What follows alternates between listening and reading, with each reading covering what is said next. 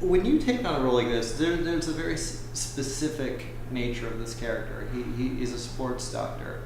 How much comes into play for you as an actor? How much research do you do into that? I met a sports doctor who works with Kobe Bryant and Tom Brady here in LA. And basically I got from him was just kind of, things, like they play music in the operating room, which I never would have known that, or that they, how the surgeries go, how they talk to their patients, it's all about calming them, making them calm, and, and what he just told me that was really helpful was, and it went into the scene with Amari Stoudemire is, this is their livelihood, and so you gotta always be calm and confident with them, and that helped that scene. Then when I'm exhausted and not confident because I just got in a huge fight with Amy, it just that worked so well for what we needed. And then when I'm actually doing a surgery in the movie, that is the guy assisting me is one of the top, knee, replacement surgeons in New York, and he was assisting me. So in the scene,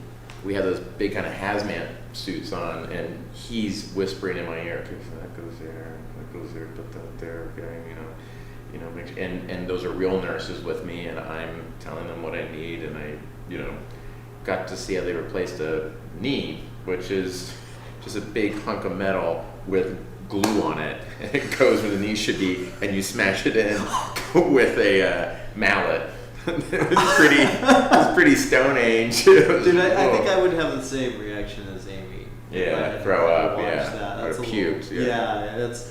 No, how did they approach you? Because this is such a nice change of pace. I'm sure that it's a nice change of pace to watch you play kind of the leading man, but there's a major twist. You're basically the chick of the thing. Yeah, I guess so. I guess so. I mean, it's so funny. I never even viewed it that way. Maybe that's because I've always been more of a sensitive guy in relationships. I don't know. But I've never been, I never viewed it as a role reversal until I started doing interviews. And then I'm like, I guess you're right. I guess it is a role reversal. Maybe because I didn't see that so clearly. Maybe that's why Judd liked me for the movie. But no, I just liked the script, and I came in and read for it. And, I had known Amy from her stand-up and her show, and I thought the script was just fantastic. I thought it was just a wonderful script. And so, I auditioned and got that call back, went to New York. Judd, shot us on video doing a couple of scenes, and then he took Amy and I out to dinner and just watched us eat. And he took photos of us. And then we went to a girls' season 3 premiere, and he walked around going, "Would you buy these two in a relationship? Do you think these two would work out in a relationship?" Yeah. There is a scene where you guys go on the date and you're eating very really fast. Is that how you eat? I do eat fast. Yeah, and I said that. I go, I eat really fast when I'm nervous. I eat fast anyway, I think, but I eat really fast when I'm nervous, and it was salmon. Not a big fan? No, you do take after take after take of me eating salmon, and I would try to keep it in the side of my mouth so I could just be like, they get done, I'm like, oh, so gross. Why? And that's my own fault. I said I'd like, I think he would eat salmon because he's health conscious and stuff. Yeah. So. Yeah. Now, I want to go back to songs a little bit, because Uptown Girl. How many times did you have to listen to that? And is that like a song that you're like, because I listened to Billy Joel right after watching this movie. Really? Yes, I was forced to because of it. No, I did, and I don't really know Uptown Girl that well at all. So I would just listen to it, and I would just hum along with it. I basically made him a bad actor because I should know it, because the character, it's his favorite song. Yeah. But I just, I didn't. Now you do. Now I do, yeah. Now you'll never forget it. I'll forget it, yeah. So, yeah. You've done a lot of different types of films lately. You've done comedy, you've done drama Mhm. brilliantly, by the way. Oh, thank you. You've done animation, and that's another great movie. What is it that drives you to a character? Because you have been playing a ton of different guys lately. I don't know. I like a lot of different things. I don't know. It just kind of, I like to swerve, you know. I always, you know, those are my favorite actors, the ones that you can't really pin down, you know. Think of Julianne Moore. I love Julianne Moore so much, and you see her, and my wife and I were just watching Safe, the Criterion Blu-ray of Safe, which is so good. Oh, yeah. Such a great film, and her performance, that's one of my favorite performances. And then seeing her in that, and then you see her in Boogie Nights, and then you see her in Big Lebowski, and you watch The Hours, you watch Far From Heaven, and you know, all the way up to Still Alice, and it's just all those women are so different, you know. And it's just an amazing body of work, and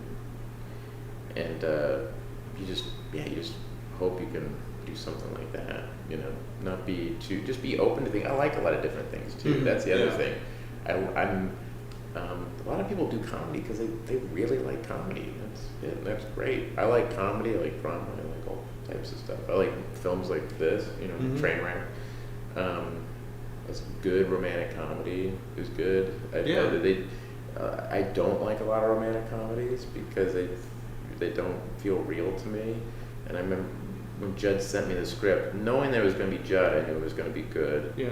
Because he has very good taste and very good instincts, and he's just so smart and talented. And then when I read the script that Amy wrote, I just went, "Whoa, this is unreal." It was so solid, you know. I read a lot of, Judd sends me a lot of these scripts and do these movies, and they're all great, but it's all evolving constantly. You know, my character, I'm forgetting, Sarah Marshall, starts one way, and then as we go along with it, it kind of evolves into a different thing, you know, and that's great. That's what's so great about Judd's process. On this movie, her script was so solid and so there. We could shoot this word for word, and it would be fantastic. Wow. You know what I mean? She's such a good writer, and then so now we're improvising and creating on top of something that's so solid, you know, and that was great. It was so much fun to watch. And another thing that must be a dream come true for like any guy, your best mate was LeBron James. Yeah, That's cool. nuts. Yeah. Did you know that? Was that always in the script? No, Judd said, "What if your best friend was LeBron James?" I thought, "Oh, that'd be funny."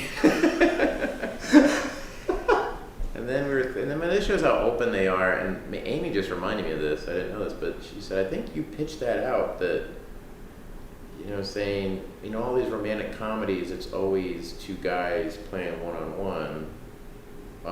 What if we do that? Talking about the relationship. It's always the main guy, and his best friend playing one-on-one, talking about the relationship. What if we did that scene, but it's me versus LeBron James, and he just doesn't back down, Mm-hmm. And never call it out. Like, that's just how we play basketball." And it was so much fun shooting that scene. And it was hard, too. I mean, it was just, after we were done, I remember finishing, we shot that scene a whole day, shooting that scene. And I asked Amy if I could borrow her masseuse.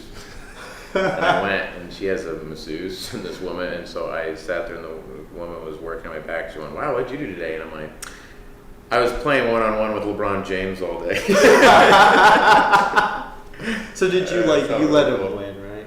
Oh yeah. Yeah. Sure. You would have destroyed it. Oh my gosh, he's such a good. I did score once, legitimately, and was that the one that was on camera, or did you? No, I went up for a layup, and every time I had gone up, he would smack it down. And one time I went up inside instead of going outside, and I got it. And then I ruined the take because I started.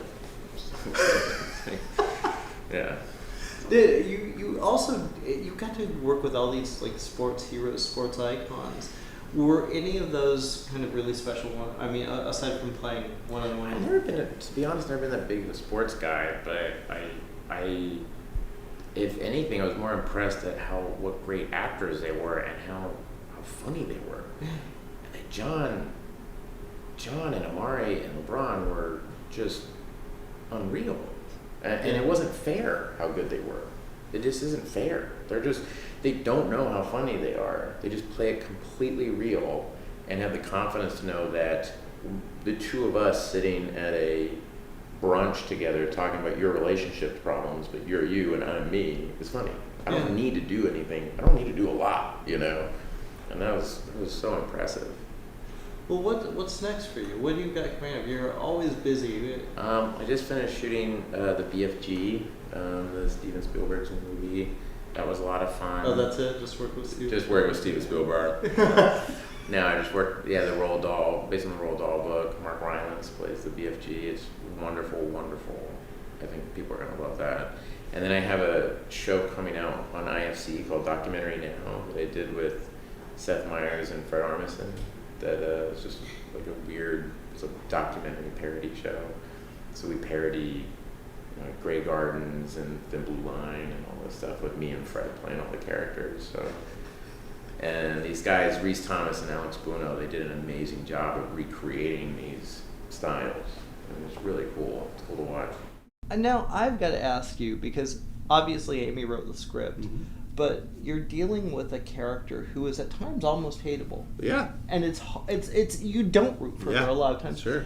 How tricky is that as a filmmaker? It is tricky. I mean, we had to figure out, how unlikable can she be? What's too far? When will it be impossible to win the crowd back? But we were hopeful that the crowd would know that all of her bad behavior was the beginning and a setup for a struggle to domesticate yourself a little bit and to mature and try to figure out if you can accept love, if you can have a healthy relationship. And so it was all about balancing her self-destructive behavior with getting a glimpse of what her relationship is like with her sister and her father and understanding all the things that she's dealing with simultaneously. Well, there's a funny thing watching one of your movies. I always root for the sisters. Yes. I always love, That's Knocked right. Up. I love Your Lovely Wife. Yes. And I love this character too. How much of this was your input? Was it all Amy's script? Did you play? Well, it's all Amy's script, but we developed it over years. I mean, she hadn't written a script before. Okay. And so, one day I just said to her, what's happening with your relationships? Why don't you have a boyfriend? When it blows up, why does it blow up? If you met the perfect guy, could you handle it? What do you think would happen if the perfect guy walked in? And that became the beginning of her outlining a story, which, is not real at all, but taps into all the issues that she's dealing with as a person. And so she would outline, we'd talk about it, she'd outline again, we talk about it, she'd write a draft, we talk about it, and she wrote an amazing script. She really went to a deep place, and it's really impressive. How did you know? How did you know that this would work? And how did you know that she would be able to tell this story? I mean, you never know. Sometimes you get excited about someone, you ask them to come to you with an idea, and they never call you back. Or they bring you a bunch of ideas and they're not good, or they write a draft and no matter how many notes you give them, it doesn't get better. It just happens. But luckily in this situation, Amy's learning curve was just like straight up. If you started explaining the needs of a movement of the movie, she would come up with a very inspired idea. Why did you want to direct it? I just thought, I think this will be better if I direct it. And I never think that. When we do movies like Superbad, I always think, Matola would do this so much better than me. Or David Gordon Green would do this so much better than me. And this was the first time I thought, I think that our collaboration is going so well that I should make sure that we finish it. I didn't want to bring anyone else in the process, and it happened at a time when I was available, and I thought, this is meant to happen. Yeah. Now, whose fault is it that I have Billy Joel stuck in my head now, and I literally put that on? Yeah, I've always had Billy Joel stuck in my head. I'm from Long Island. Billy Joel's, our favorite, and so it just seemed like a fun detail. I think it probably comes from her real dad, who loves Billy Joel. And then I just love the idea that if I put Billy Joel music in something I'm working on, it's like I've collaborated with Billy Joel. Yes. It's like we work together. And I like the idea that it makes me know he'll probably watch the movie. I would hope so. He's got his music in. Well, why that time period of Billy Joel? that's just the time period that I was Uptown in Girl. high school and listening to all of those songs. But Billy Joel hasn't recorded new albums in a very long time, so That's true. So that's kind of near the end of Billy Joel's original recording period, anyway. How much does music play a part in what the project? How early do you start thinking about it? Because it's always an important part in your films. Yeah, it's always in my head. Sometimes I know the sound before we start. Mm-hmm. When we did Knocked Up, there were a few Loudon Wainwright songs. I thought, oh, that's the melody of this movie.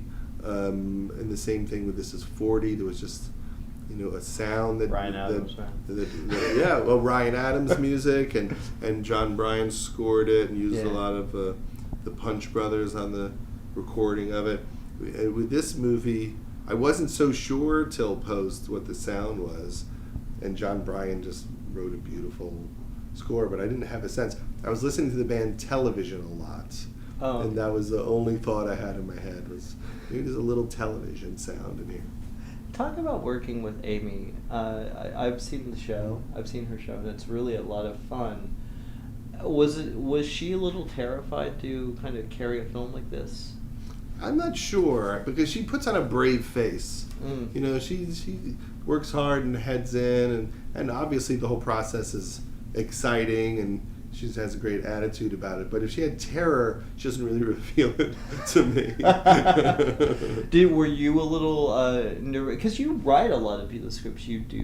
Mm-hmm. You do film. You didn't this time. Was that a little? Were you a little nervous about that? Was that? Not really, because I work in television, so I'm always overseeing writers and episodes. So to me, it's just like a long episode of Freaks and Geeks that someone else wrote. I don't see it as something that I haven't done a lot of. I mean, actually, it's something that I've just done an enormous amount of. And I like to help people figure out how to execute their visions, how to get it on the screen and not be watered down, and to give them all the tools they need to have it be what they want it to be. Yeah. So it's fun for me.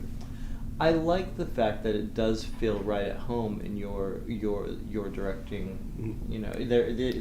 It's a very emotional. It's very different from a lot of I would say broader, bigger mm-hmm. comedies. Yeah. It's almost like you're watching a drama that happens to be very funny. Yes. Is that something that you've always subscribed to? Who were your influences? I've always looked at. Can't believe I've never asked you that. Yeah, you probably have. But I've always liked Barry Levinson and James Brooks and Cameron Crowe and Shandling. I mean, those are probably the primary people. Swingers was a big movie, and Clerks was a big movie. Yeah. Something About Mary. So it's always a big soup of all these things that I loved. I liked Hal Ashby. I loved the Robert Altman style.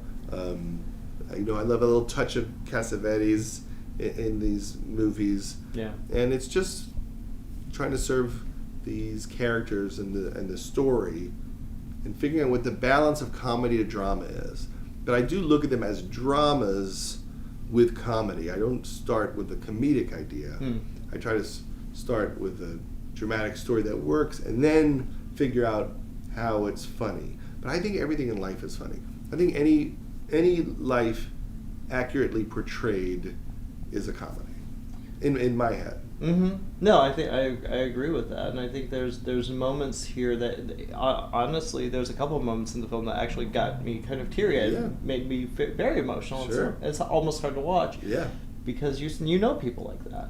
Oh, absolutely, and people self-sabotage themselves, and people really struggle to be happy, struggle to be intimate with people and open up and be vulnerable. People really get it in their own way. That's why I rarely have villains in movies, because I feel like everyone gets in their own way. Life is kind of the villain, or an antagonist, or your own stuff is the antagonist, and that's usually enough. That's why I don't have anyone trying to kill anybody in any of the movies. But soon I'm going to run out of ideas, and it's all about murder. That I think you should. I think it should be just a murder fest. Exactly. A Judd Apatow murder fest. Yes. Can we do that? Believe me, I got a couple of murder ideas. That would be kind of funny. That would be actually funny to see you do a horror film. Yeah. Well, what is next? What do you want to? I mean, you're not directing enough. You got to do more. Yeah. What's next for you? Yeah, I mean, directing just takes so much time. Yeah. I have kids, and so it's not something I can even be doing constantly, because it's just all consuming. So I usually do it. Now it's been like every 3 years I make a movie. Yeah. You know, maybe that could speed up. I'm not sure. And I'm not sure what to do next. I have some ideas, but I kind of have to start thinking about it as soon as this movie is out, promoted. I have to lock into what the next one would be. Now, with this coming so soon, and you had a great, it's already generating a ton of buzz. How do you feel? How do you feel when it finally is released? Is it easy for you to separate yourself from it and just let it go and let the audience judge or whatever? It depends. I mean, some movies are easier than others. You know, sometimes you put out a movie and you know it's not meant to be the most crowd-pleasing thing in the world. And so you know that the reaction is going to be all over the place because you're trying to be provocative. With other movies, you know it's meant to be super crowd-pleasing, and the experience is a little bit easier because you're just kind of purely trying to make people happy for the most part. And usually I'm in the middle of something else when a movie comes out, and so I'm a little distracted. And sometimes if it goes well, I miss it. Like when 40-Year-Old Virgin came out, I was working on Talladega Nights down south, and I wasn't even home when it came out. It's like in my trailer, they're like, it did well. I'm like, great. And I wasn't around. I am around a bit for this movie, so I'm going to try to enjoy it if it does well. It seems like there's a lot of excitement for it, and I think that people will respond to it because it seems like is it the year of the woman? I don't know. It should always be the year of the woman. Right. I keep saying to people, there needs to be more movies for women and about women because I hear they're more than half of the earth. Yes. So it doesn't make any sense that there aren't like tons of movies like these. But I feel like it's growing, and what's most important is that some 15-year-old says, I want to go to film school because I saw Amy Schumer's movie or I watched Lena Dunham's work, and that we get a whole new generation of people that way.